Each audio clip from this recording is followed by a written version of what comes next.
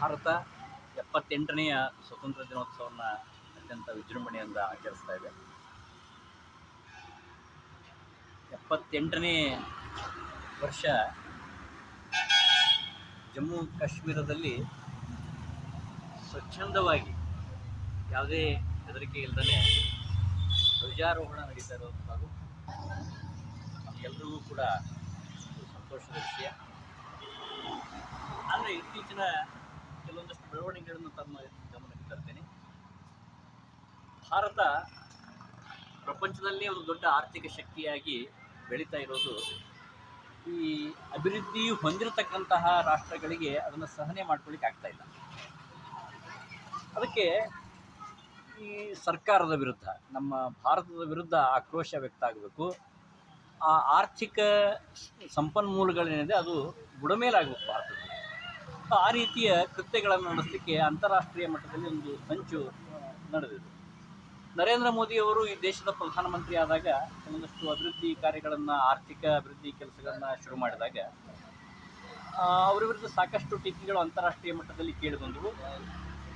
ಉದಾಹರಣೆಗೆ ಭಾರತದಲ್ಲಿ LIC ಅಂತಹ ಇನ್ಶೂರೆನ್ಸ್ ಕಂಪನಿಗಳನ್ನು ಬುಡಬೇಲು ಮಾಡಿದರು, ಏರ್ಪೋರ್ಟ್ಗಳನ್ನು ಮಾರಾಟ ಮಾಡಿದರು, ಅದಾನಿ ಅಂಬಾನಿಗೆ ದೇಶ ಮಾರಲಿಕ್ಕೆ ಕೊಟ್ಟು ಒತ್ತೆ ಇಟ್ಟರು ಅಂತ ಹೇಳ್ತಕ್ಕಂಥ ಅಂತಾರಾಷ್ಟ್ರೀಯ ಹೇಳಿಕೆಗಳು ಬಂದವು. ಅದಕ್ಕೆ ನಮ್ಮ ದೇಶದಲ್ಲಿರ್ತಕ್ಕಂಥ ಅನೇಕ ರಾಜಕೀಯ ಪಕ್ಷದ ನಾಯಕರು, ಉದಾಹರಣೆಗೆ ರಾಹುಲ್ ಗಾಂಧಿ ಅವರು ಬೇರೆ ದೇಶಕ್ಕೆ ಹೋಗಿ ನಮ್ಮ ದೇಶದಲ್ಲಿ ಈ ರೀತಿ ಅನಾಚಾರ ನಡೀತಾ ಇದೆ, ಅತ್ಯಾಚಾರ ನಡೀತಾ ಇದೆ, ದೇಶವನ್ನು ಒತ್ತೆ ಇಡ್ತಕ್ಕಂಥ ಕೆಲಸವನ್ನು ಪ್ರಧಾನಮಂತ್ರಿಗಳು ಮಾಡ್ತಾ ಇದ್ದಾರೆ ಅಂತೇಳಿ ಈ ಒಂದು ಅಂತಾರಾಷ್ಟ್ರೀಯ ಷಡ್ಯಂತ್ರದ ಒಂದು ಭಾಗ. ಇತ್ತೀಚಿನ ಒಂದು ವಿಷಯ, ಮೊನ್ನೆ ತಾವೆಲ್ಲ ಓದಿರಬೇಕು ಪತ್ರಿಕೆಗಳಲ್ಲಿ, ಹಿಂಡನ್ಸ್ಬರ್ಗ್ ವರದಿ ಅಂತ ಒಂದು ರಿಪೋರ್ಟು ಅಮೆರಿಕದಿಂದ ರಿಲೀಸ್ ಆಯಿತು. ಅದರಲ್ಲಿ ನಮ್ಮ ಭಾರತೀಯ ಶೇರ್ ಮಾರ್ಕೆಟಿನ, ನಮ್ಮ ಭಾರತ ಒಂದು ಆರ್ಥಿಕ ಬೆನ್ನೆಲುಬು, ನಮ್ಮ ಅಂತಾರಾಷ್ಟ್ರೀಯ ಮಟ್ಟದಲ್ಲಿ ಭಾರತದ ಶೇರ್ ಮಾರ್ಕೆಟ್ ಏನಿದೆ ಅದು ದೊಡ್ಡ ಪ್ರಭಾವವನ್ನು ಬೀರ್ತದೆ ಅಂತಾರಾಷ್ಟ್ರೀಯ ಆರ್ಥಿಕ ವ್ಯವಹಾರಗಳಲ್ಲಿ.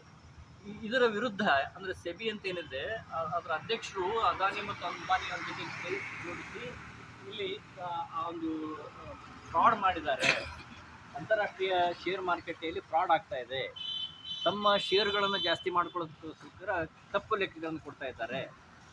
ಈ ರೀತಿ ಆದರೆ ಮುಂದೊಂದು ದಿನ ಭಾರತೀಯ ಶೇರ್ ಮಾರುಕಟ್ಟೆ ಮುಳುಗಿ ಹೋಗ್ತದೆ, ಅದು ಸಾವಿರ ಕೋಟ್ಯಾಂತರ ರೂಪಾಯಿಗಳು ನಷ್ಟ ಆಗ್ತದೆ ಅಂತಕ್ಕಂಥ ಒಂದು ವರದಿ ಅದರಲ್ಲಿದೆ. ಸೊ ಇದು ಕೂಡ ಆ ಒಂದು ಷಡ್ಯಂತ್ರದ ಒಂದು ಭಾಗ. ಹಿಂದೆ ಅನೇಕ ಇಂಥ ವಿಷಯಗಳು ಬಂದಿವೆ. ಒಂದು ಜನಸಂಖ್ಯೆಯ ಬಗ್ಗೆ ಬಂತು, ಇನ್ನೊಂದು ಶಿಕ್ಷಣದ ಬಗ್ಗೆ ಬಂತು, ಮತ್ತೊಂದು ಧಾರ್ಮಿಕ ಆಚರಣೆಗಳ ಬಗ್ಗೆ ಈ ಅಂತಾರಾಷ್ಟ್ರೀಯ ವರದಿಗಳು ಬಂತು.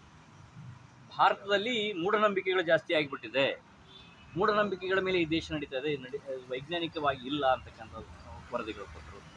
ಭಾರತದ ಜನಸಂಖ್ಯೆ ಮಿತಿ ಮೀರ್ತಾ ಇದೆ, ಅಲ್ಲಿ ಸಂಪನ್ಮೂಲ ಕೊರತೆ ಆಗ್ತಾ ಇದೆ ಅಂತ. ಸೊ ಈಗ ಈ ಶೇರ್ ಮಾರ್ಕೆಟಿಗೆ ಅಂದರೆ ನಮ್ಮ ಆರ್ಥಿಕ ವ್ಯವಸ್ಥೆಯನ್ನು ಬುಡಮೇಲೆ ಮಾಡ್ತಕ್ಕಂಥ ದುಷ್ಕೃತ್ಯಗಳು, ಸಂಚುಗಳು ನಮ್ಮ ದೇಶದ ಒಳಗಿನಿಂದ ಮತ್ತು ಹೊರಗಿನಿಂದ ನಡೀತಾ ಇದೆ. ಸೊ ಇದನ್ನು ನಾವು ಅರ್ಥ ಮಾಡ್ಕೋಬೇಕು. ಭಾರತ ಆರ್ಥಿಕವಾಗಿ ಸದೃಢ ಆಗ್ತಾ ಇದೆ ಮತ್ತು ಬರ್ತಕ್ಕಂಥ ಇದರಲ್ಲಿ 3 ಟ್ರಿಲಿಯನ್ ಇದಾಗಬೇಕು ಅಂತೇಳಿ ಮತ್ತು ಅದಕ್ಕೆ ತಕ್ಕಂತೆ ನಮ್ಮ GDPಯ ಒಂದು ಇದು ಕೂಡ ಆಗ್ತಾಯಿದೆ. ನಮ್ಮ ದೇಶದ ದೌರ್ಭಾಗ್ಯ ಏನು ಅಂತ ಹೇಳಿದರೆ, ಬಹುತೇಕ ಜನರಿಗೆ GDP ಬಗ್ಗೆ ಗೊತ್ತಿಲ್ಲ. ಆ GDP ಬಗ್ಗೆ ವ್ಯಾಖ್ಯಾನ ಮಾಡ್ತಕ್ಕಂಥವ್ರು ಬಹುತೇಕ ಕಮ್ಯುನಿಸ್ಟ್ ಇದ್ದಾರೆ. GDP ಅಂದ್ರೆ ಏನು, ಅದನ್ನು ಹೇಗೆ ಕ್ಯಾಲ್ಕುಲೇಟ್ ಮಾಡ್ತಾರೆ ಅನ್ನೋದು ಸಾಮಾನ್ಯ ಜನರು ಅದ್ರ ಬಗ್ಗೆ ಏನೂ ವಿಚಾರ ಮಾಡಲಿಕ್ಕೆ ಹೋಗಲ್ಲ.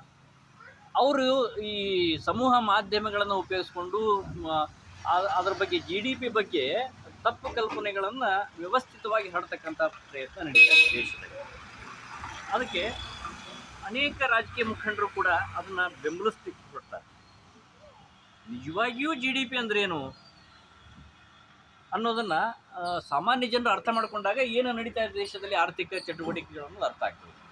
ನಮ್ಮ ದೇಶದ ಜನ, ನಮ್ಮ ದೇಶದ ಆರ್ಥಿಕ ವ್ಯವಸ್ಥೆ ಹೆಂಗಿರಬೇಕು, ಆರ್ಥಿಕವಾಗಿ ನಾವು ಏನು ನಡೀತಾ ಇದೆ ಅಂತಕ್ಕಂಥ ಅಭ್ಯಾಸ ಮಾಡಲಿಕ್ಕೆ ಶುರು ಮಾಡ್ದೇ ಇರೋದ್ರಿಂದ ಮತ್ತು ಅಂತಾರಾಷ್ಟ್ರೀಯ ಮಟ್ಟದಲ್ಲಿ ಏನು ವ್ಯವಹಾರಗಳು ನಡೀತಿದೆ ಅಂತಕ್ಕಂಥದ್ದನ್ನು ಯೋಚನೆ ಮಾಡಲಿಕ್ಕೆ ಹೋಗಲ್ಲ. ನಾವಾಯಿತು, ನಮ್ಮ ಕೆಲಸ ಆಯಿತು, ಇನ್ನು ಭ್ರಷ್ಟಾಚಾರ ಅಂತ ಹೇಳಲಿಕ್ಕೆ ಸಾಧ್ಯನೇ ಇಲ್ಲ. ಟಾಪ್ ಲೆವೆಲ್ನಲ್ಲಿ ಸ್ವಲ್ಪ ಕಡಿಮೆ ಆದರೂ ಕೂಡ ಕೆಳಮಟ್ಟದಲ್ಲಿ ಇನ್ನೂ ಭ್ರಷ್ಟಾಚಾರ ಸಾಕಷ್ಟಿದೆ. ಸೊ ಅದಕ್ಕೆ ರಾಜಕೀಯ ಪಕ್ಷಗಳು ಮತ್ತು ನಾವು ಎರಡೂ ಕಾರಣ ಇದೆ.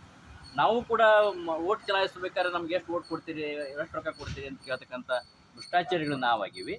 ಮತ್ತು ನಿಮ್ಗೆ ರೊಕ್ಕ ಕೊಟ್ಟ ಓಟ್ ಹಾಕ್ಸ್ಕೊಂಡೇವಿ, ನಾವ್ಯಾಕೆ ರೊಕ್ಕ ದುಡ್ಕೋಬಾರ್ದು ಅಂತ ಅವ್ರು ಅಂತಾರೆ. ಸೊ ಈ ರೀತಿ ನಾವು ಕೂಡ ಒಂದು ಪ್ರತಿಜ್ಞೆಯನ್ನು ಮಾಡಬೇಕಾಗ್ತದೆ. ನಾವು ಭ್ರಷ್ಟಾಚಾರಿಗಳಾಗಲ್ಲ, ನಾವು ಪ್ರಾಮಾಣಿಕವಾಗಿ ದೇಶಕ್ಕೆ ನಾವು ಕೆಲಸವನ್ನು ಮಾಡ್ತೀವಿ ಅಂತಕ್ಕಂಥದ್ದು.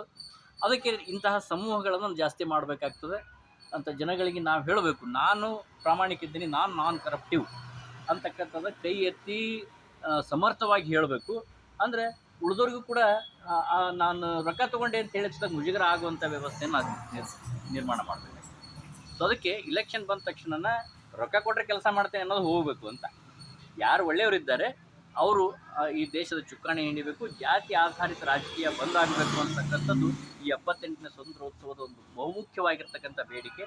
ಸೊ ಆ ರೀತಿ ನಾವು ಕೂಡ ಆ ಹಿಂಡನ್ಬರ್ಗ್ ವರದಿ ಏನಿದೆ ಅದನ್ನು ಡೌನ್ಲೋಡ್ ಮಾಡಿ ಓದ್ರಿ. ಅದಕ್ಕೆ ತಕ್ಕಂತೆ ಈ ವ್ಯಾಖ್ಯಾನಗಳು ಸಾಕಷ್ಟು ಬೇರೆ ಬೇರೆ ಎಲ್ಲ ಬಂದವು. ಅವನು ಸ್ವಲ್ಪ ಅರ್ಥ ಮಾಡಿಕೊಂಡ್ರೆ ನಾವು ಮತ್ತೊಬ್ಬರಿಗೆ ಹೇಳಿಕ್ಕೆ ಸಾಧ್ಯ ಅದ. ಇಲ್ಲಾಂದರೆ ಅದೇನೋ ಅಂದಾರಂತಪ್ಪ ಅವ್ರೇನೋ ಬರ್ದಾರಂತಪ್ಪ ಹಿಂಗೆ ಹೇಳುವಂಥ ಪರಿಸ್ಥಿತಿ ನಮ್ಮ ದೇಶದ ವಿದ್ಯಾವಂತರಲ್ಲಿದೆ. ದೇಶದ ದೌರ್ಭಾಗ್ಯ ಅದು. ಆ ರೀತಿ ನಾವು ಕೂಡ ಅದ್ರ ಬಗ್ಗೆ ಇದು ಮಾಡಿಕೊಂಡು ಭಾರತದ ಅಭಿವೃದ್ಧಿಯ ಬಗ್ಗೆ ನಾವೇನು ಹೋಗಿ ದೆಹಲಿ ಕೆಂಪುಕೋಟೆ ಮೇಲೆ ಧ್ವಜ ಹಾರಿಸುವಂಥದ್ದೇನಲ್ಲ. ನಮ್ಮ ಸುತ್ತಮುತ್ತ ಇರತಕ್ಕಂಥ ವ್ಯವಸ್ಥೆನೇ ನಾವು ಸರಿ ಮಾಡಿಕೊಂಡ್ರೆ ಸಾಕು. ನಮ್ಮ ಮನೆಯಿಂದ ಶುರು ಮಾಡೋಣ. ನನ್ನ ಮಗ ನನಗೊಂದು ಪ್ರಶ್ನೆ ಕೇಳಿದ್ದ, ಈ ದೇಶಕ್ಕೆ ಮೋದಿನ ಯಾಕೆ ಬೇಕು ಅಂತ ಹೇಳಿದ್ದ, ಮತ್ತು ದುಡ್ಡು ಎಷ್ಟು ಕೊಡ್ತಾರಂತೆ. ಅಂದರೆ ಈಗಿನ ಮಕ್ಕಳಲ್ಲೂ ಕೂಡ ದುಡ್ಡಿಗೋಸ್ಕರ ಓಟ್ ಹಾಕಬೇಕು ಅಂತಕ್ಕಂಥದ್ದು ಬಂದ್ಬಿಟ್ಟದೆ. ಸೊ ಅದಕ್ಕೆ ನಾನು ನನ್ನ ಮಗನಿಗೆ ಹೇಳೀನಿ, ಯಾವತ್ತಿಗೂ ಓಟ್ಗಳನ್ನು ಮಾರ್ಕೋಬೇಡ್ರಿ ನೀವು ಅಂತ ಹೇಳಿದ್ದೆ. ಈ ದೇಶಕ್ಕೆ ನಾವು ಕೆಲಸ ಮಾಡಬೇಕು ಅಂತ, ಅದು ನನ್ನ ಮನೆಯನ್ನು ನಾನು ಸುಧಾರಿಸ್ಬೇಕು ಅಂತೇಳಿ. ಇವತ್ತು ನನ್ನ ಮನೆಗೆ ಯಾರೂ ದುಡ್ಡು ಕೊಡ್ಲಿಕ್ಕೆ ಬರೋಲ್ಲ, ಯಾರೂ ಈ ಫ್ರೀಬೀಸ್ಗಳನ್ನು ಇದು ಕೊಡೋಕ್ಕೆ ಕೊಡಲಿಲ್ಲ. ಈ ಕೊರೋನಾ ಟೈಮ್ನಲ್ಲಿ ಹಾಲಿನ ಪ್ಯಾಕೆಟ್ ಕೊಟ್ಟರು, ಅದನ್ನು ಸದ್ಯಕ್ಕೆ ಕೊಡ್ಲಿಕ್ಕೆ ಹೆದರಿದ್ರು. ಬೇಡ ಅವ್ನು ಬೈತಾನ, ಅವ್ರ ಮನೆಗೆ ಹೋದ್ರೆ ಇಂಥವು ಕೊಟ್ರೆ ಅದಕ್ಕೆ ಅವ್ರ ಮನೆಗೆ ಹೋಗೋದು ಬೇಡ ಅಂತ. ಆ ರೀತಿಯ ಸುಧಾರಣೆಗಳನ್ನು ನಮ್ಮ ಮನೆಯಿಂದ ಶುರು ಮಾಡೋಣ. ಮನೆಯಲ್ಲಿ ಸಂಬಂಧಿಕರಲ್ಲಿ ಒಂದು ವಿನಂತಿಯನ್ನು ಮಾಡೋಣ, ನಾವು ಭ್ರಷ್ಟಾಚಾರಿಗಳಾಗೋದು ಬೇಡ, ನಮ್ಮ ಮತವನ್ನು ನಾವು ಮಾರ್ಕೊಳ್ಳೋದು ಬೇಡ ಅಂತಕ್ಕಂಥ ಸಂದೇಶವನ್ನು ನಮ್ಮ ಸಂಬಂಧಿಕರಲ್ಲಿ. ನಮ್ಮ ಗುರುಗಳು ನಮ್ಮ ಚಾತುರ್ಮಾಸ್ಯದಲ್ಲಿ ಒಂದು ಮಾತು ಹೇಳಿದರು, ಏನೇ ಕಾರ್ಯಕ್ರಮ ಮಾಡಿದ್ರೆ ಅದಕ್ಕೆ ನಮ್ಮ ಕರ್ನಾಟಕ ಸಂಘ ನಮ್ಮದು ಅದು ಕರೆಕ್ಟ್ ಇದೆ ಅಂತ ಅನ್ನಿಸ್ತು. ಏನು ಅಂತಂದರೆ ಏನೇ ಕಾರ್ಯಕ್ರಮಗಳು ಮಾಡಿರಿ ಎಲ್ಲರನ್ನೂ ಸೇರಿಸ್ಕೊಂಡು ಮಾಡಿರಿ ಅಂತ. ನನ್ನ ಮನೆ, ನನ್ನ ಸಂಬಂಧಿಕರು, ನನ್ನ ಫ್ರೆಂಡ್ಸು ಎಲ್ಲರೂ ಏನೋ ಒಂದು ಸಣ್ಣ ಕಾರ್ಯಕ್ರಮ ಆಗಲಿ, ಆ ಸಂತೋಷದ ಕಾರ್ಯಕ್ರಮವನ್ನು ಎಲ್ಲರೂ ಕೂಡ ಮಾಡಿದಾಗ ಅಂಥ ಗ್ರೂಪ್ಗಳು ದೊಡ್ಡದಾಗ್ತದೆ. ಸೊ ಅದರಿಂದ ದೇಶ ನಿರ್ಮಾಣ ಆಗ್ತದೆ ಅಂತಕ್ಕಂಥದ್ದು ಸಣ್ಣ ಒಂದು ಕಾರ್ಯದಿಂದ.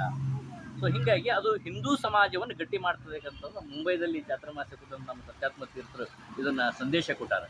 ಸೊ ಅದು ನಮ್ಮ ಕನ್ನಡ ಸಂಘ ಅದನ್ನ ಮಾಡ್ತಿದ್ದೀವಿ. ನಾವು ಏನೇ ಮಾಡಿದ್ರು ನಮ್ಮ ಕನ್ನಡ ಸಂಘ ಎಲ್ಲರನ್ನು ಕರಿತೀವಿ, ಕರೆದು ಅದ್ರ ಬಗ್ಗೆ ನಾವು ಸಂತೋಷವಾಗಿ ಅದನ್ನು ಆಚರಿಸ್ತೀವಿ. ಸೊ ಅದನ್ನು ನಮ್ಮ ಮನೆಗಳಲ್ಲೂ ಮಾಡೋಣ. ನಮ್ಮ ಮನೆ ಕಾರ್ಯಕ್ರಮ ಮಾಡಿದ್ರೆ ನಾನು, ನನ್ನ ಹೆಂಡತಿ, ನನ್ನ ಮಗ ಇಷ್ಟ ಮಾಡೋದು ಬೇಡ, ನಮ್ಮ ಸಂಬಂಧಿಕರನ್ನ ಕರೆಯೋಣ. ಕರೆದು ಊಟಕ್ಕೆ ಹಾಕೋದ್ರಿಂದ ಏನು ತೊಂದರೆ ಇಲ್ಲ, ಅಥವಾ ಚಹಾ ಪಾನಿ ಏನೋ ಮಾಡಿಕೊಂಡು ಎಲ್ಲರೂ ಕೂಡಿ ಅದನ್ನು ಮಾಡೋದ್ರಿಂದ ನಮ್ಮ ಹಿಂದೂ ಸಮಾಜ ದೊಡ್ಡದಾಗ್ತದೆ, ಗಟ್ಟಿ ಆಗ್ತದೆ ಅಂತಕ್ಕಂಥದ್ದನ್ನು ಅವರು ಸಂದೇಶವನ್ನು ಕೊಟ್ಟರು. ಮತ್ತು ಒಂದು ಖಂಡನೀಯ ವಿಷಯ ಏನಂತಂದರೆ, ಇನ್ನೂ ಒಂದು ಅಂತಾರಾಷ್ಟ್ರೀಯ ಮಟ್ಟದಲ್ಲಿ ಸಂಚು ನಡೀತಾ ಇದೆ. ಭಾರತದ ವಿರುದ್ಧ ಅಂತ ಹೇಳಿದರೆ ಅದು ಹಿಂದೂಗಳ ವಿರುದ್ಧ ಅಂತ ಪರಿಭಾಷೆ ಬಂದ್ಬಿಟ್ಟಿದೆ. ಮೊನ್ನೆ ಬಾಂಗ್ಲಾದೇಶದ ಆಗಿನ ಅಧ್ಯಕ್ಷರಾಗಿದ್ದಂಥ ಶೇಖ್ ಹಸೀನಾ ಅವರು ಭಾರತದ ಪರವಾಗಿದ್ದರು ಅನ್ನೋ ಒಂದು ಕಾರಣಕ್ಕೆ ಅಲ್ಲಿರ್ತಕ್ಕಂಥ ಭಾರತೀಯರ ಮೇಲೆ ಆಕ್ರಮಣ ಆಯಿತು. ಅವರು ದೇಶ ಬಿಟ್ಟ ನಂತರ 2 ದಿನ ಕಂಟಿನ್ಯೂಯಸ್ ಆಕ್ರಮಣ ಮಾಡಿದರು, ಅತ್ಯಾಚಾರ ಮಾಡಿದರು, ಹೆಣ್ಮಕ್ಳನ್ನು ಬಲಾತ್ಕಾರ ಮಾಡಿದರು, ಸುಟ್ಟು ಹಾಕಿದರು, ಮನೆಗಳನ್ನು, ದೇಗುಲಗಳನ್ನು ಸುಟ್ಟು ಹಾಕಿದರು. ಇದು ಭಾರತೀಯರು ಅಂತ ತಕ್ಷಣ ಅದು ಹಿಂದೂಗಳ ವಿರುದ್ಧ ಮಾಡಬೇಕು ಅಂತಕ್ಕಂಥದ್ದು ಇದು ಕೂಡ ಅಂತಾರಾಷ್ಟ್ರೀಯ ಸಂಚು. ಇದಕ್ಕೆ ಒಂದು ಮುಸ್ಲಿಂ ಸಂಘಟನೆಗಳು ಮತ್ತು ಈ ಅಭಿವೃದ್ಧಿ ಹೊಂದಿರ್ತಕ್ಕಂಥ ಸಂಘಟನೆಗಳು ಕೂಡ ಇದರಲ್ಲಿ ಪಾತ್ರ ಇದೆ. ಭಾರತ ಅಂತಂದರೆ ಅದು ಹಿಂದೂಗಳನ್ನು ನಾವು ಅಟ್ಯಾಕ್ ಮಾಡಬೇಕು ಅಂತಕ್ಕಂಥದ್ದು ಅಂತಾರಾಷ್ಟ್ರೀಯ ಸಂಚು. ಸೊ ಅದಕ್ಕೋಸ್ಕರ ಭಾರತ ಗಟ್ಟಿ ಆಗಬೇಕು ಅಂದರೆ ಇಲ್ಲಿ ಹಿಂದೂಗಳ ಗಟ್ಟಿ ಆಗಬೇಕು. ಸೊ ಆ ದೃಷ್ಟಿಯಿಂದ ಕೂಡ ನಾವು ಇದನ್ನು ಹೆಚ್ಚು ಪ್ರಚಾರ ಮಾಡಬೇಕಂತ ಅಗತ್ಯ ಇದೆ. ನನಗೆ ಯಾಕೆ ಬೇಕಪ್ಪ ಇದನ್ನೆಲ್ಲ ಮಾತಾಡಿದ್ರೆ ಸುಮ್ಮನೆ ನಾವೆಲ್ಲ ಕಣ್ಕಿಸರಾಗ್ತೇವೆ ಅಂತಕ್ಕಂಥ ಕೀಳರಿಮೆಯನ್ನು ಬಿಟ್ಟು ನಾವು ಧೈರ್ಯವಾಗಿ ಮಾತಾಡ್ತಕ್ಕಂಥ ಧೈರ್ಯವನ್ನು ಒಗ್ಗೂಡಿಸ್ಕೊಳ್ಳೋಣ ಅಂತೇಳಿ ಈ ಸ್ವಾತಂತ್ರ್ಯೋತ್ಸವ ಸಂಬಂಧದಲ್ಲಿ 1-2 ಮಾತುಗಳನ್ನು ಜೈ.